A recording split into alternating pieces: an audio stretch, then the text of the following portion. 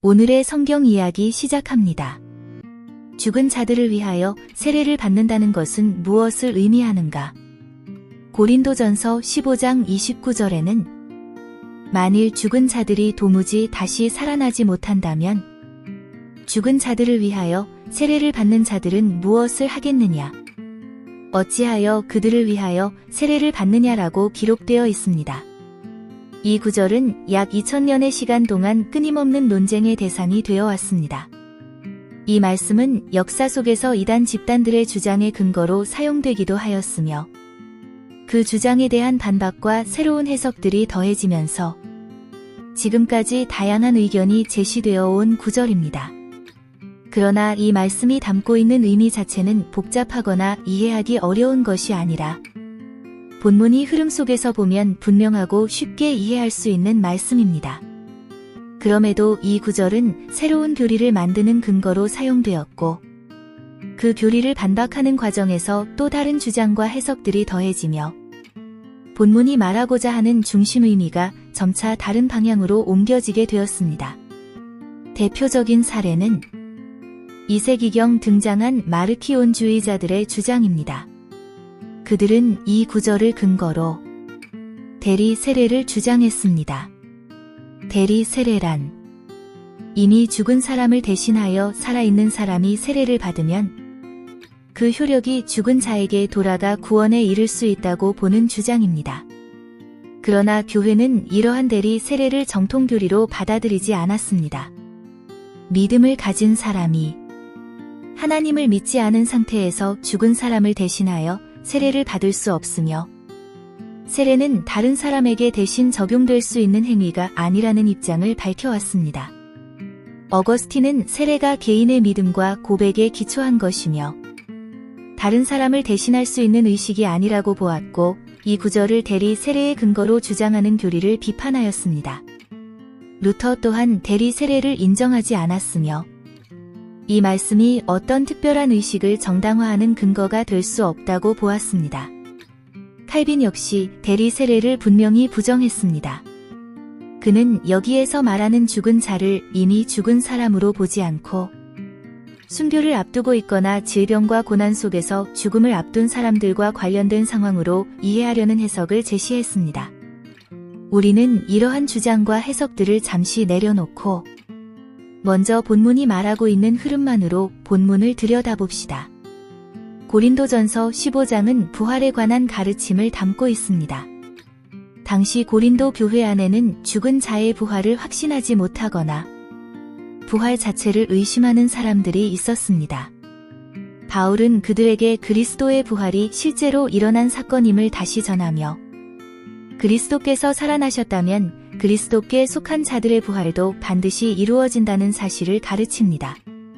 반대로 부활이 없다면 우리의 믿음도 헛되고 복음도 헛되며 신앙을 위해 살아온 모든 삶도 의미를 잃게 된다고 말합니다. 결국 고린도전서 15장은 흔들리는 사람들에게 부활에 대한 확신을 심어주기 위한 말씀입니다. 이 말씀을 더 뚜렷이 보기 위해 믿음의 사람들이 약속을 바라보며 걸어온 길을 함께 떠올릴 수 있습니다. 히브리서 11장 39절과 40절에는 이 사람들은 다 믿음으로 말미암아 증거를 받았으나 약속된 것을 받지 못하였으니 이는 하나님이 우리를 위하여 더 좋은 것을 예비하셨은즉 우리가 아니면 그들로 온전함을 이루지 못하게 하려 하심이라라고 기록되어 있습니다. 믿음의 사람들은 약속을 바라보며 살았지만 그 약속의 완성은 보지 못했습니다. 그 약속은 그리스도의 죽음과 부활로 더 분명히 드러났고 우리는 그 완성 안에서 그 믿음의 길을 이어 서게 되었습니다. 이 흐름 속에서 세례의 의미도 함께 들여다보겠습니다. 로마서 6장 4절에는 우리가 그의 죽으심과 합하여 세례를 받음으로 그와 함께 장사되었나니 이는 아버지의 영광으로 말미암아 그리스도를 죽은 자 가운데서 살리심과 같이 우리로 또한 새 생명 가운데서 행하게 하려 함이라라고 기록되어 있습니다. 세례는 누구에게 무엇을 대신 전달하는 의식이 아니라 그리스도의 죽음과 부활의 믿음 위에 내 삶을 세우겠다는 고백이며 부활의 확신에 동참하겠다는 선언입니다. 이제 고린도전서 15장 29절의 말씀을 다시 보면 죽은 자는 순교를 앞두고 있거나 임종을 앞에 두고 있는 사람을 말하는 것이 아니라 믿음의 선조들과 또한 믿음 가운데 순교한 동역자들을 일컬어 말하고 있는 것입니다. 이어서 그들을 위하여 세례를 받는다는 뜻은 그들의 죽음을 대신하거나 그들의 행위를 대신한다는 뜻이 아니라 그들이 붙들었던 부활의 확신 위에 자신도 함께 서겠다는 고백을 의미합니다. 곧 그들의 믿음이 옳았음을 인정하고 그 믿음의 길에 자신도 동참하겠다는 신앙 계승의 선언입니다. 이것은 믿음의 계승이라고 말할 수 있습니다. 한 가지 예를 통해 생각해 볼 수 있습니다. 우리가 순국선열을 기억하며 묵념을 하는 것은 그들이 나라를 위해 헌신하고 희생했던 그 뜻을 기억하며 그들의 정신을 존중하고 그 삶의 의미를 오늘의 우리가 이어가겠다는 마음의 표현입니다. 이와 같은 맥락에서 죽은 자들을 위하여 세례를 받는다는 말도 이해할 수 있습니다. 바울은 부활의 확신을 전제로 살아간 사람이었습니다. 고린도 교회는 우상과 도덕적 문제, 교리적 혼란은 있었지만 그리스도를 믿는다는 이유로 생명의 위협과 핍박을 받는 도시라고 보기는 어렵습니다. 그러나 바울이 이 편지를 쓰던 당시 그의 사역지는 에베소였고 그곳에서 바울은 실제로 큰 반대와 위험 속에 있었습니다. 또한 이 당시에는 이미 스데반 집사가 순교한 지 오랜 시간이 지난 상태였고 예수님의 제자 세베대의 아들 야고보 또한 처형을 당한 이후였습니다. 이러한 상황 속에서 바울은 우리가 이와 같은 핍박과 고난 가운데서도 그리스도를 붙들고 살아가는 이유가 무엇이겠는가? 만일 부활이 없다면 이러한 모든 삶과 희생이 무슨 의미가 있겠는가라고 말하는 것입니다. 그리고 자신이 있는 곳에서도 같은 위험과 고난을 감당하고 있는 것은 부활에 대한 확신이 있기 때문이며 만일 부활이 없다면 자신이 이러한 삶을 살아가는 이유가 무엇이겠느냐고 묻는 것입니다. 그래서 고린도전서 15장 31절에는 나는 날마다 죽노라라고 기록되어 있는 것입니다. 바울이 전하려는 말씀은 핍박에 동참하라는 요청이 아니라 나는 부활을 말로만 전하고 있는 것이 아니라 목숨을 내걸고 확신으로 사역을 감당하고 있으니 너희는 그리스도의 부활에 믿음으로 동참하라는 권면입니다. 이 모든 삶은 부활에 대한 확신이 있었기 때문에 가능한 것이었습니다. 성경을 읽다 보면 같은 표현이라도 그 대상이 달라지는 경우가 있습니다. 너희는, 너희가, 너희에게와 같은 주어의 말씀이라도 어느 부분에서는 이스라엘 백성을 가리키며 또 다른 부분에서는 하나님을 대적하는 이방 민족을 가리키기도 하며 그 모든 사람을 가리키기도 합니다. 따라서 너희가 라는 표현이 누구를 가리키는지에 따라 책망의 말씀이 되기도 하며 심판의 말씀이 되기도 하는 것입니다. 그래서 죽은 자라는 표현이 누구를 가리키는지를 본문 속에서 분명히 살펴보는 것이 중요합니다.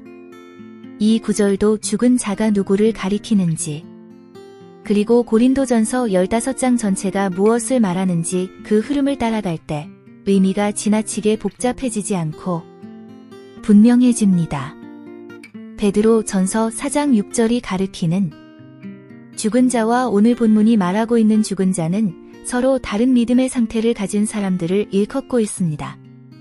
베드로는 믿음이 없이 그리스도인들을 핍박하던 사람들을 가리켜 죽은 자라는 말씀을 사용했고 바울은 믿음을 지닌 선조들과 여러 순교자들을 가리켜 죽은 자라는 표현을 사용했습니다.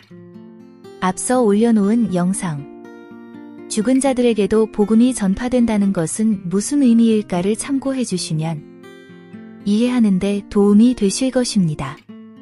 끝으로 한 가지 더 전하고자 하는 이야기가 있습니다. 성경은 하나의 구절이 전체 구속사를 덮어버릴 수 있는 책이 아닙니다. 성경은 여러 말씀이 모여 하나님의 전체적인 구속의 흐름과 그분의 일하심을 증언하는 말씀입니다. 따라서 어느 한 구절이 하나님의 일하시는 방식 전체를 바꾸거나 그 방향을 뒤집는 기준이 될 수는 없습니다.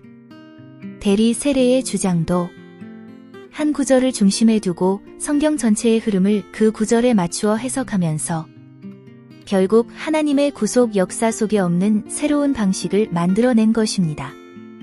그러나 이러한 문제는 이단에게서만 나타나는 것이 아닙니다. 오늘날에도 해석하기 어려운 한 구절을 중심으로 그 구절로 성경 전체를 설명하려 하거나 그 한 구절로 하나님의 구속사를 이해하려는 경향이 나타나기도 합니다. 이러한 해석은 낯설고 새롭게 들리기 때문에 흥미를 주기도 하고 마치 숨겨진 비밀이나 특별한 진리를 발견한 것처럼 느껴지게 만들기도 합니다. 그러나 성경은 신비로움과 새로움을 추구하는 책이 아니라 하나님께서 이미 드러내신 것을 분명하게 증언하는 말씀입니다. 성경은 한 구절로 전체를 설명하는 책이 아니라 하나님의 구속사 전체 속에서 각 말씀의 의미가 드러나는 말씀입니다.